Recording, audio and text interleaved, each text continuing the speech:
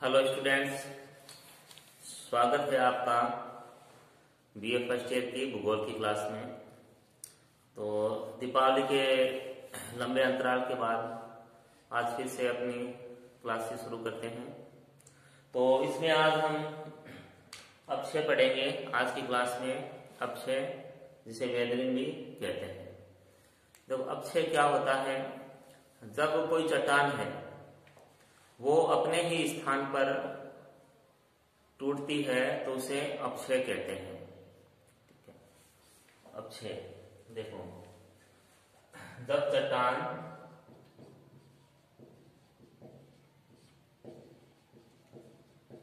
अपने स्थान पर टूटती है तो उसे अपक्षय कहते हैं।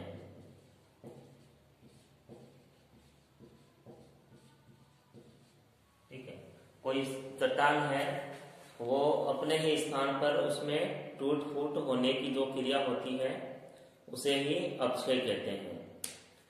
और अपक्षय जो होता है, देखो, जो अपक्षय है ये स्थैतिक क्रिया है। स्थैतिक क्रिया का मतलब एक स्थान पे होती है, तो एक स्थान पर होती है। ठीक, एक स्थान पे होती है, इसमें गति नहीं होती है। जैसे बोर्ड पे लिखा है मैंने अपक्षय, और देखो अपक्षय प्लस अपरदन,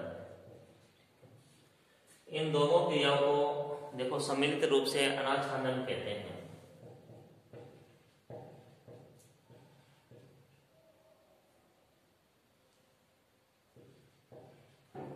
अनाच्छादन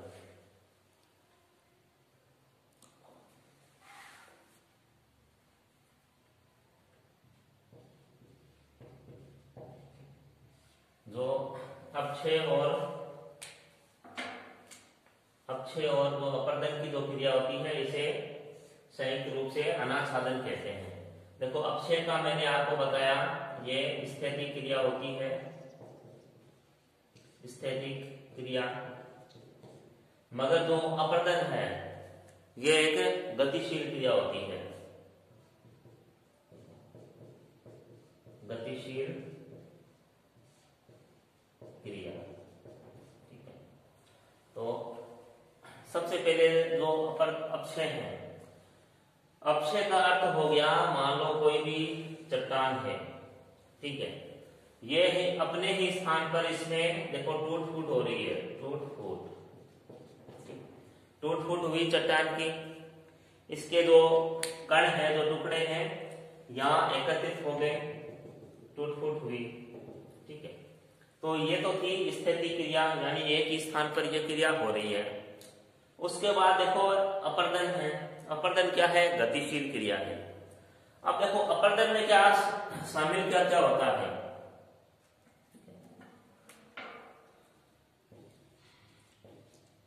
अपरदन, ठीक है, देखो अपरदन है, इसमें क्या कौन से कारक होते हैं अपरदन के? इसमें है देखो जल, हवा, हिमानी और समुद्री लहरें। ये अपरदन का कार्य करती है, ये गतिशील होते हैं। अब जैसे चट्टान है, इसका अपक्षय हुआ, ये इसके टुकड़े पड़े हैं, कण पड़े हैं। अब जैसे मान लो हवा चली, तो हवा क्या करेगी?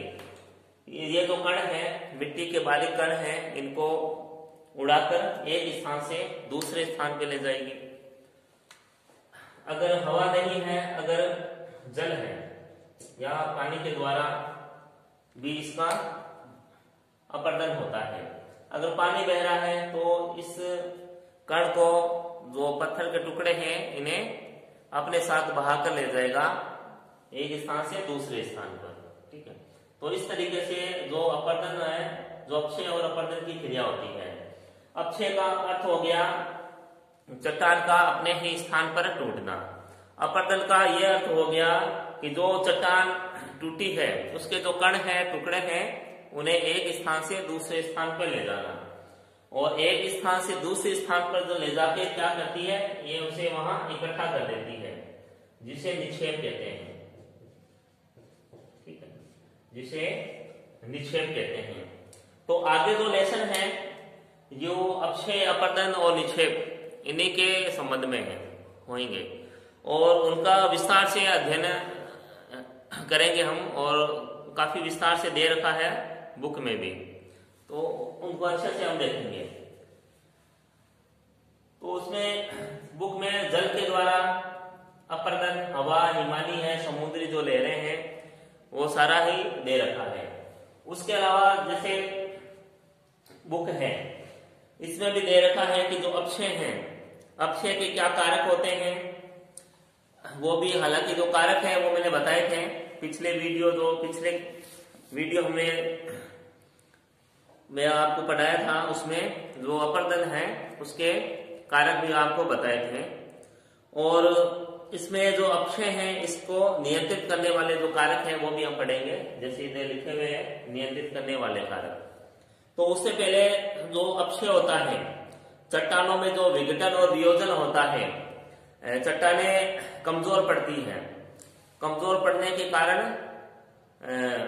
वो चट्टानें टूटती हैं और चट्टानों का विघटन और वियोजन होता है। तो ये एक क्रिया है, इसमें कई विद्वान हैं, जैसे पेंट है, इनका मत है, डार्विन है,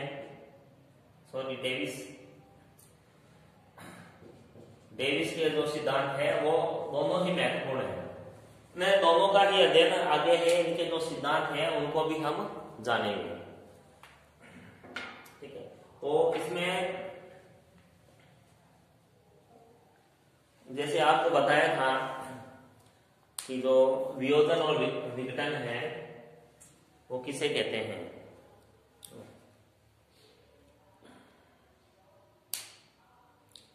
विघटन और वियोजन, देखो पिछले वीडियो में आपको बताया था विघटन का और वियोजन का। अब देखो जो विघटन है ये तो यांत्रिक क्रिया है,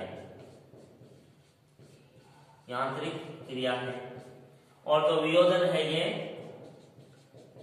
रासायनिक क्रिया है। ठीक है, यांत्रिक क्रिया और रासायनिक क्रिया है ये।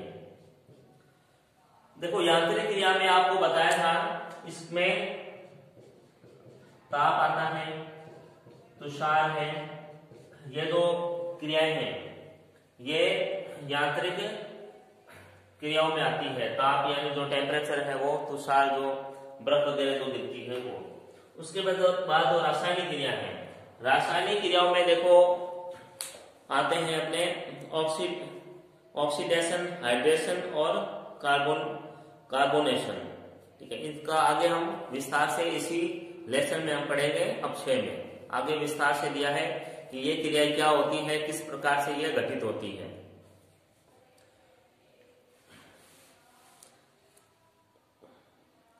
तो इसके बाद हम लेते हैं अपक्षय को नियंत्रित करने वाले कारक। जो अपक्षय है ये, इसको नियंत्रित करने वाले जो कारक है, इनके विषय में हम पढ़ते हैं।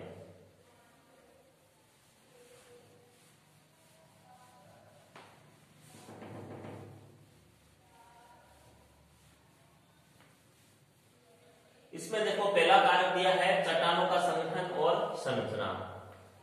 अब जो अपक्षय है, ये जो चट्टान की जो संगठन है और जो संरचना है उसके ऊपर काफी निर्भर करता है। अगर चट्टान का जो विघटन है और वियोजन है, काफी कुछ निर्भर करता है। जो चट्टान का संगठन है वो संरचना है। जैसे उदाहरण के लिए इसमें चूना पत्थर और डोलोमाइट चट्टान है, उसका उदाहरण दिया है। ठीक है,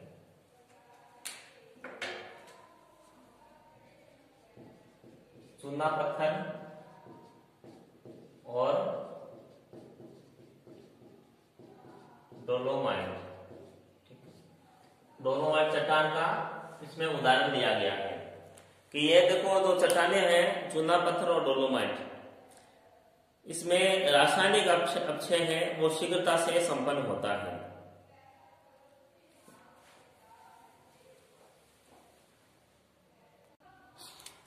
अब जो चूना पत्थर और डोलोमाइट चट्टान है, ये दो चट्टानें होती है, ये रंध्रपूर्ण होती है, रंध्रपूर्ण होती है, और इनमें जो खनिज होते हैं वो घुलनशील होते हैं, यानी जल्दी से घुल जाते हैं चूना पत्थर और डोलोमाइट चट्टानों में। तो इनमें जो रासायनिक अपक्षय है वो शीघ्रता से होता है। उसके अलावा जो अपक्षय है ये चट्टानों की परत की स्थिति का प्रभाव भी अपक्षय की सक्रियता पर पड़ता है, कि जो चट्टान है कि उसकी जो परत की स्थिति किस तरह से है। अगर देखो कोई चट्टान है, उसकी स्थिति देखो, अगर उसकी स्थिति ये वर्टिकल है, ऊर्ध्वाधर है, सॉरी, जो वर्टिकल अगर इसकी स्थिति है,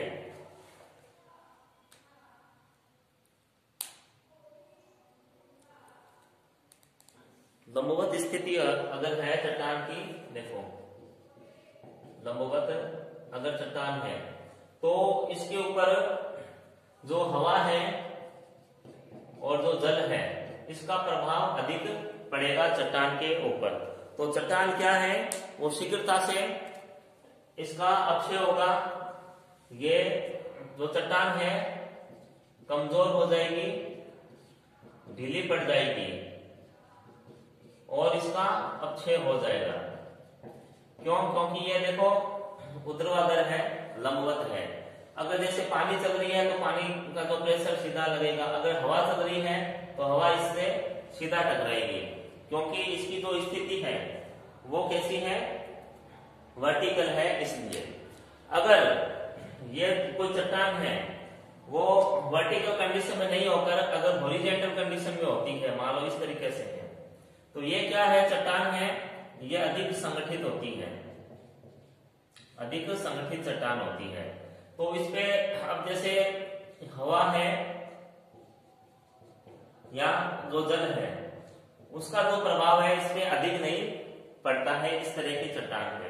तो जो क्षैतिज चट्टान है या हॉरिजॉन्टल है तो उसमें जो अपक्षय का जो प्रभाव है वो कम पड़ता है इसमें, और जबकि अगर कोई चट्टान लंबवत है उस पर अपक्षय की जो क्रिया है वो अधिक होगी उस पे। इसके अलावा सेकेंड पॉइंट है स्थल के ढाल का स्वभाव। देखो कोई स्थल है, उसका जो ढाल है उसका ढाल के कारण भी देखो अपक्षय का प्रभाव पड़ता है। अब जैसे ढाल देखो, ये ढाल है, उसके बाद फिर ये ढाल है, फिर ये आ गया, फिर ये आ गया, ये लगभग हल्का ढाल है। अगर मान लो चट्टान है उसका इस तरह से ढाल है, ठीक है, कोई चट्टान है मान लो, ये ढाल है इस तरीके से, चट्टान के ऊपर अपक्षय हो रहा है उसका, ठीक है, हवा है, पानी है, किसी से भी, तो चट्टान क्या है, कमजोर हुई या ढीली हुई। तो ढाल की वजह से इसके जो कण है शीघ्रता से नीचे आ जाएंगे, ठीक है, तो शीघ्रता से इसका क्या है, अपरदन होगा।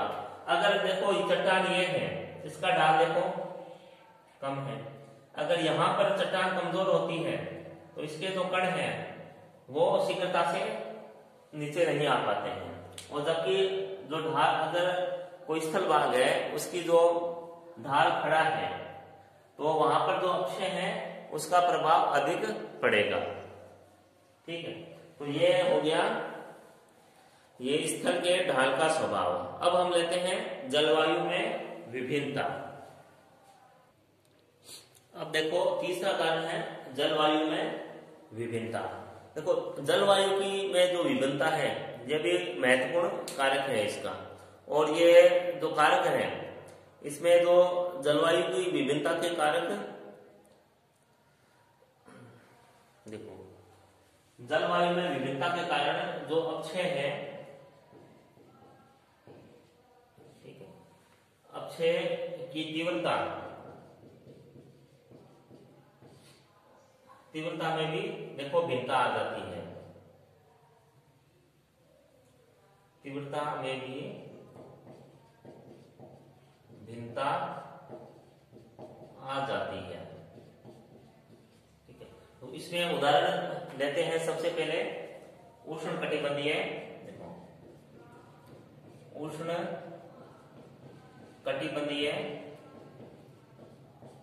आर्द्र क्षेत्र, ठीक है। आर्द्र क्षेत्र का मतलब होगा, देखो यहाँ जल अधिक है, जल की मात्रा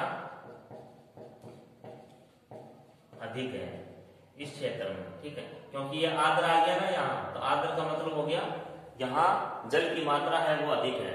अब जहां पर जल की मात्रा अधिक होगी वहां पर रासायनिक अपक्षय होता है। देखो रासायनिक अपक्षय, रासायनिक अपक्षय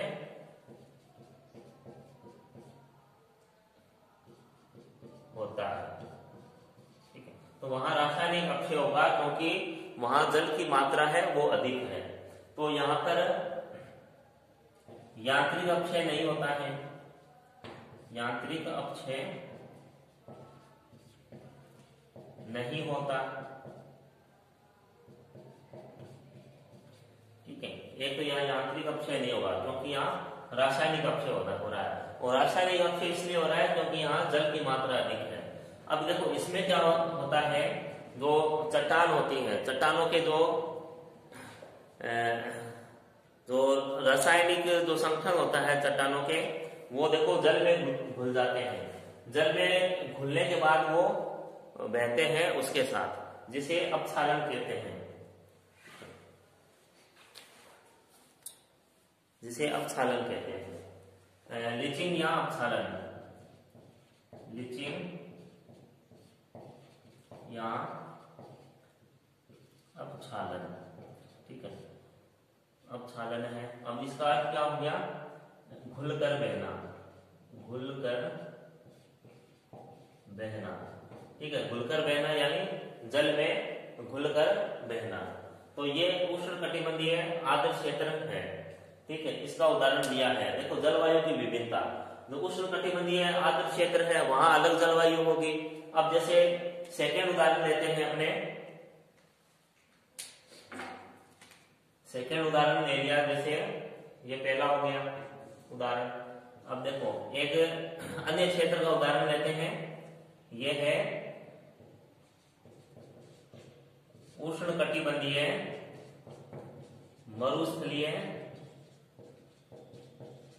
मरुस्थलीय क्षेत्र का, ठीक है।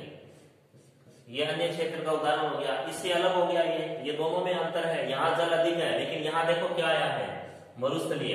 अब मरुस्थल में क्या है, जल की कमी होती है। अब जल की कमी हो गई तो ये बात तो स्पष्ट हो गई हमारे कि यहाँ रासायनिक अपक्षय नहीं होगा, ठीक है। तो यहाँ रासायनिक अपक्षय नहीं होगा, ठीक है, ये क्लियर है। अब जो यहाँ अपक्षय होगा वो यांत्रिक होगा, यांत्रिक अपक्षय होगा यहाँ पर। अब यांत्रिक अपक्षय में देखो इसका मुख्य कार्य होता है ताप होता है, टेम्परेचर होता है। अब देखो मरुस्थलीय क्षेत्र है तो सूर्य की किरणें सीधी पड़ती है और गर्मी बहुत अधिक होती है। और मरुस्थलीय क्षेत्र देखो उसकी एक विशेषता यह होती है, जो मरुस्थलीय क्षेत्र होता है वहां पर देखो तापांतर अधिक होता है मरुस्थलीय क्षेत्रों में। अब तापांतर अधिक होने का क्या मतलब हुआ, अब देखो जो मरुस्थलीय क्षेत्र है वहां देखो दिन में क्या है, बहुत अधिक गर्मी होती है मरुस्थलीय क्षेत्रों में। ठीक है, मान लो तापमान दिन में है वहां पर 45 डिग्री सेल्सियस, और रात में तापमान कम हो जाता है मरुस्थलीय क्षेत्रों में।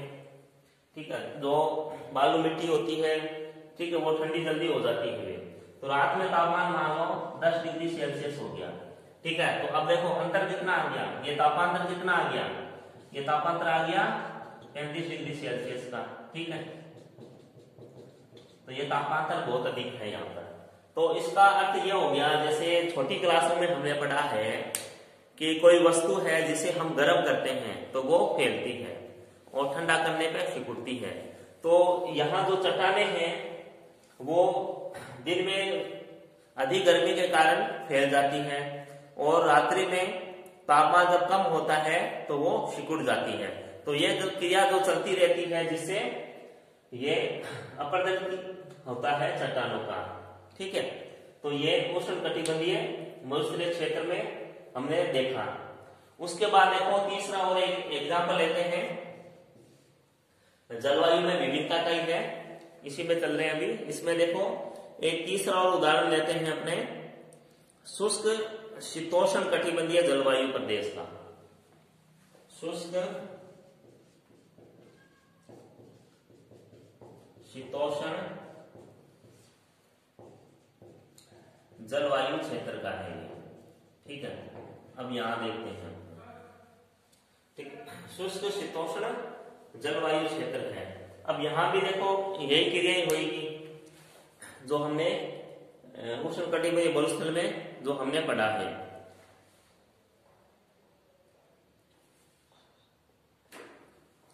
शुष्क शीतोष्ण कटिबंधीय जलवायु वाले प्रदेश में रासायनिक अपक्षय की तुलना में यांत्रिक अपक्षय है वो अधिक होता है, क्योंकि चट्टानों के फटन एवं दरारों एवं संधियों में दिन का समाविष्ट जल रात में जमकर ठोस हो जाता है। ठीक है, तो इन भागों में क्या होता है, जो चट्टानों की जो संधियां है, चट्टानों की जो संधियां है, संधिया का मतलब जॉइंट से है। ठीक है, जो जॉइंट होते हैं चट्टानों में उन्हें संधिया कहते हैं। उनमें क्या होता है, जल भर जाता है, जल भर जाता है। अब जब इन चट्टानों की जो संधियों में जल भर गया है तो दिन में क्या होगा, जो तापमान अधिक होगा तो जल क्या है, पिघल जाएगा। जल पिघल जाएगा, और जब रात्रि होगी तो वापस वो जल है वो बर्फ के रूप में जल जाएगा। तो इससे क्या होगा, जो चट्टाने हैं वो कमजोर होगी और ढीली होगी। जो जल है, देखो जो संधिया है, तो जो जल है चट्टानों के अंदर चला गया है, जल है चट्टानों के अंदर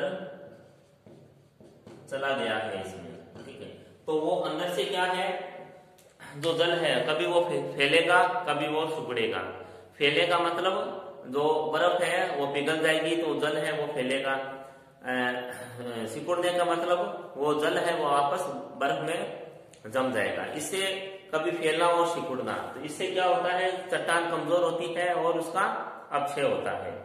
ठीक है, और उसके बाद नेक्स्ट है अपना वनस्पति का प्रभाव। देखो वनस्पति का प्रभाव है, इसका स्क्रीनशॉट ले सकते हो आप। देखो वनस्पति का जो प्रभाव है ये भी दो तरीके से कार्य करता है इसमें। एक तो जो वनस्पति है, एक तो नियंत्रण कारक है अपक्षय का, और दूसरा अपक्षय का कारक है। यानी जो वनस्पति का जो प्रभाव है ये दो तरीके से कार्य करता है। एक तो देखो नियंत्रण का कार्य करता है, और दूसरा ये अपक्षय में मददगार भी होता है। ठीक है, अब देखो नियंत्रण कारक में देखते हैं पहले नियंत्रण किस तरह से करता है। नियंत्रण, ठीक है, नियंत्रण किस तरह से कर रहा है ये अपक्षय का। देखो अपक्षय का नियंत्रण ये कर रहा है, एक तो जो वनस्पति है, ठीक है, वनस्पति वनस्पति क्या करती है, ये जो पेड़ पौधे हैं,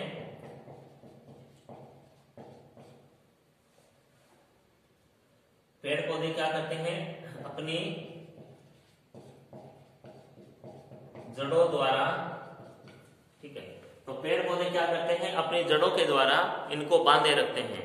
फिर चाहे जल हो, जल या हवा, अपर्दन इनका जो अपक्षय नहीं कर पाते हैं और यहाँ अपर्दन नहीं कर पाते हैं।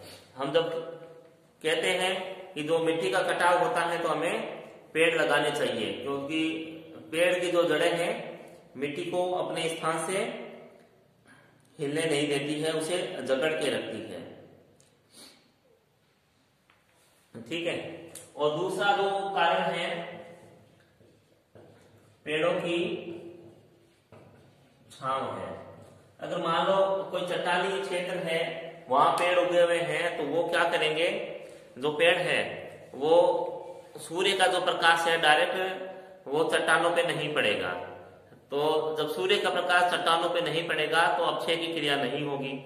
अगर मान लो वर्षा हो रही है तो जो पेड़ है, पेड़ और जो धरातल है या कोई चट्टान है उस, ठीक है, जो वर्षा यानी वर्षा का जो जल है और जो चट्टान है उसके बीच में पेड़ आ जाता है, तो जो वर्षा की जो बूंदे हैं, जो बौछार है, वो सीधी नहीं पड़ती है धरातल पे, तो अपक्षय की जो क्रिया है वो नहीं हो पाती है, ठीक है। ये तो था नियंत्रण का। अब देखो सहायक कैसे हैं। अब देखो जो पेड़ों की जो जड़ें होती हैं, पेड़ों की जड़ें, उन जड़ों में क्या होते हैं, कीड़े मकोड़े, कीड़े मकोड़े होते हैं। तो वो क्या करते हैं, चट्टान को खोदते हैं, चट्टान को खोदते हैं, ठीक है, जिससे क्या है वो चट्टान कमजोर हो जाती है और उसका अपक्षय होता है चट्टान का, चट्टान का अपक्षय होता है। और जो वृक्षों की जो जड़ें हैं, वृक्ष की जड़ें हैं, जड़ें चट्टानों की संधियों में प्रवेश कर जाती है, ठीक है। जो वृक्ष है उनकी जो जड़ें हैं वो चट्टानों की जो जड़ें हैं उनमें प्रवेश कर जाती है, जिससे जो चट्टान है वो कमजोर होती है, ढीली पड़ती है और उसका अपक्षय होता है।